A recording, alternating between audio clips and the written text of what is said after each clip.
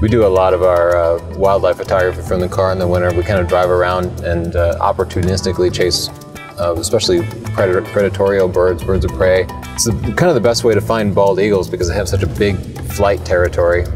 Did you see that? There's a hawk right up in this tree. Let's go get it.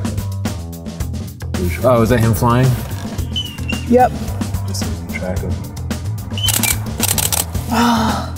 Let's hope he land right above us to the other side of the highway. I got this. Wow, that's beautiful. Nice. Look at that light. You actually got really close, and that's only at 400 millimeters. Chelsea, that's amazing. Pretty good for how fast that all happened. All right, off to the arena. Oh, he was beautiful. This light is crazy.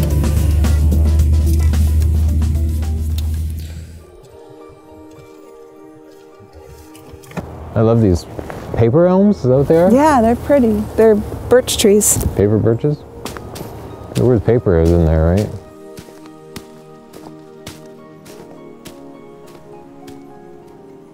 Woo! We should have brought a sled. Yeah. Cute little mofo. They like the grasses.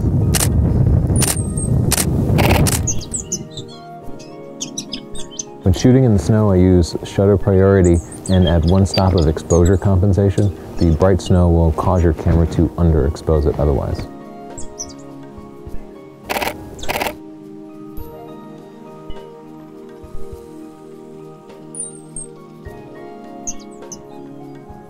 Your battery is going to die really quickly in the cold, so keep an extra one in your warm pocket, and when your one in your camera begins to die, you can swap it out with your warm one and then repeat that process. It should come back to life once it warms up a bit.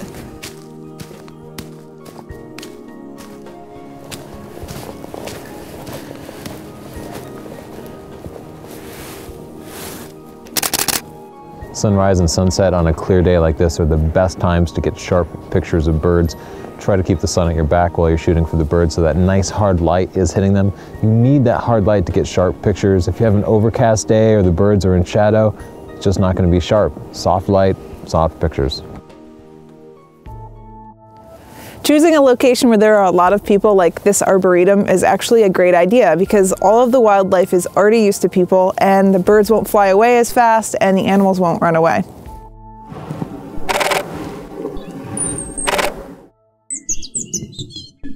Looks like we only have about 10 minutes of light left. A stuffed animal? What is happening? Now I'm going to test the minimum focusing distance of all of them to see which allows you to get closer, because sometimes if you're in a blind, you can get really, really close to animals and extract the maximum amount of detail. Those that don't do well, you could always throw an extension tube on. The Tamron and Sigma up top get about the same magnification, with the Tamron getting a hair closer. The Canon zoom got close enough for any wildlife scenario. The Canon 400 Prime definitely needs an extension tube to fill the frame with smaller birds. All right, see you at the car, Chelsea.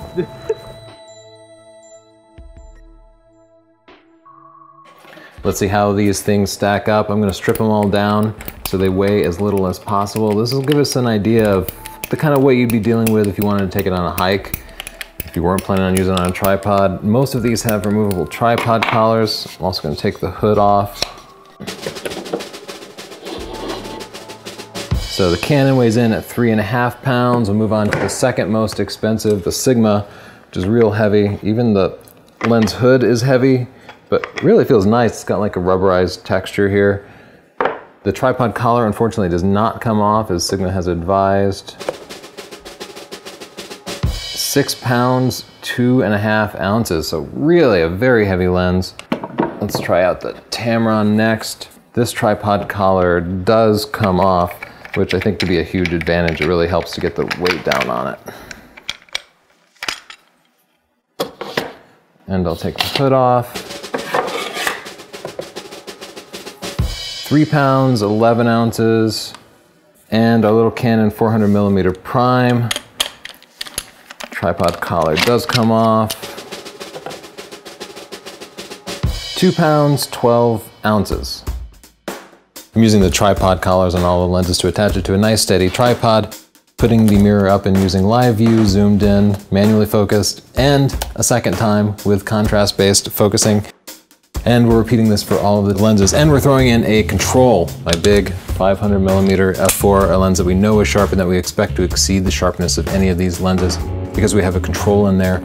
It will tell us if there's some problem with our testing procedure. The Canon 100 to 400 zoom won the double blind test, creating sharper pictures even when cropped to 600mm and scaled to the same resolution. So I personally found the Sigma to be sharper. The Tamron always lost every single test. The 400 prime was just a hair less sharp than the 400 zoom at 400mm. We're using double blind techniques for the evaluation. This ensures that there's no confirmation bias as we're evaluating the lenses. That's a real problem when people do tests on YouTube or in forums because they bought the equipment, therefore they want it to be good. And in their testing, they're gonna do everything they can to make it look good to confirm to themselves that they did a good job. And it's difficult to control bias, but we use scientific processes to do the very best that we can. A lot of people come back and say, what's wrong with you? You said the Tamron wasn't sharp, my lens is sharp. The Tamron lens is sharp. In fact, all of the lenses are sharp. But there's a reason we do side-by-side comparisons, because some lenses are sharper than others. So are they all good enough? They're all good enough. You can get sharp results with all of them. But the same picture under the same conditions with some of these other lenses will end up sharper. So today is like day 15 of the test or something. We've been testing these lenses just in the real world off and on. One thing we can't really test real world in a measurable way is autofocusing, because there's no way to get a bird to fly at you at exactly the same speed and the same lighting over and over again. But we have an idea. All right, we're here today and we're doing... Oh look, a majestic, consistent bird. How perfect for a focusing test.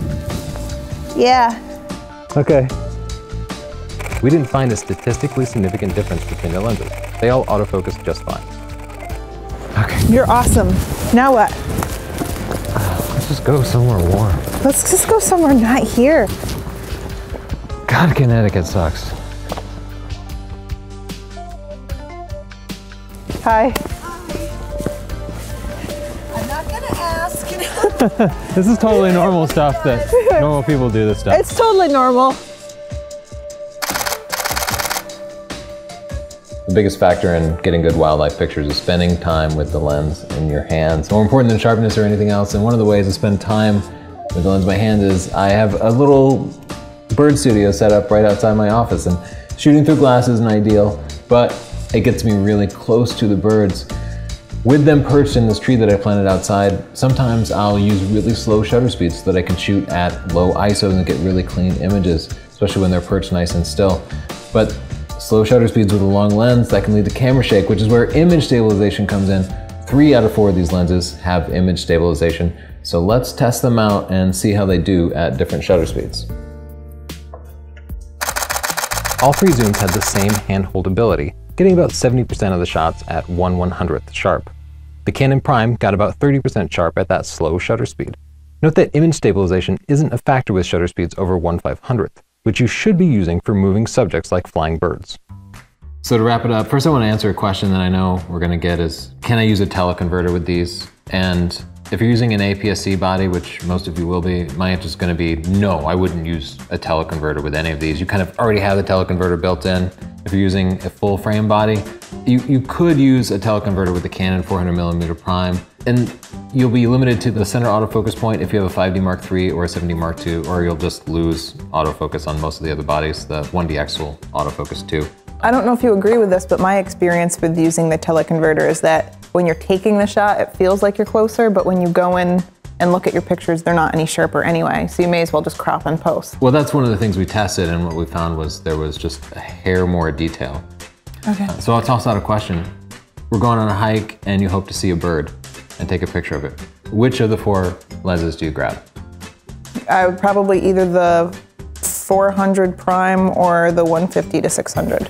Sounds sounds like you're thinking about the weight. Yeah, because the Sigma is significantly heavier. I think the 400 prime's under 3 pounds. This one's over 6 pounds.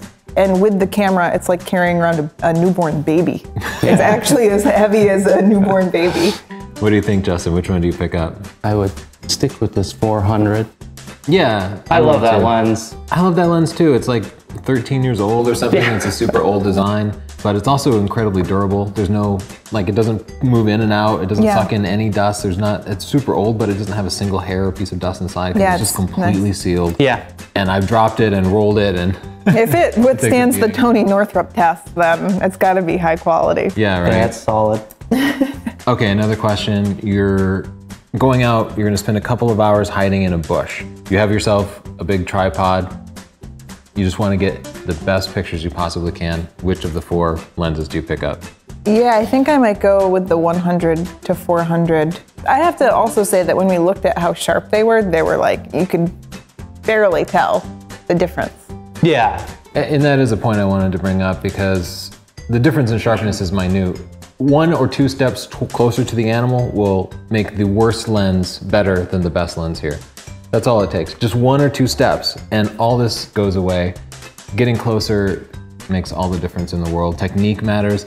And you know what's gonna make the biggest difference is which lens spends the most time in your hands. We kind of pick nits, but people are spending thousands of dollars. Well, They should Justin get and I the were right just one. talking about this too. We were saying we've seen super sharp pictures with the Tamron, but then we're like, well, we don't know how close they were. If they were like 5 feet away, then of course they'd look sharp. And for me, being a small person, like the weight of the Sigma was just really unappealing to me. Yeah. If durability is really something that you're interested in, the Sigma is built like a tank. Yeah. I mean, that's why it's so heavy. I It's would made say out the of Sigma. metal. You love the Sigma. You think it's I just do. like heavy Yeah, I like the duty. weatherproofing. I don't mind that it's heavy. It just feels Yeah, solid. you're a person that likes it to feel nice and solid. Yeah. Yeah, I kind of like this Canon too, and that Canon, yeah. I think I would like the Tamron because I like when it's light. It doesn't feel cheap to me, but it's definitely more lightweight and I think easier to point. When it comes down to it, if you're tracking a bird for me and you have to keep holding up your camera, holding it up, you don't want your arms to get tired. It compromises your stability.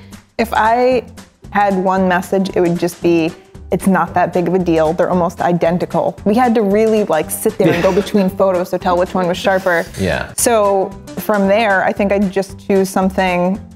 If you're not worried about getting caught out in the rain, I'd go with something lighter and practice and get some camo and maybe get some tips from hunters about how to hide, buy a blind with the extra money that you could save from going with a $2,000 compared to a $1,000 lens. You could get camo, a blind, and a whole lot of practice. Well, what if people wanted to learn how to photograph wildlife, like techniques? Is there any resource that could provide that to them for, say, under $10? Yeah, you could definitely just subscribe to our channel or get our book, SDP.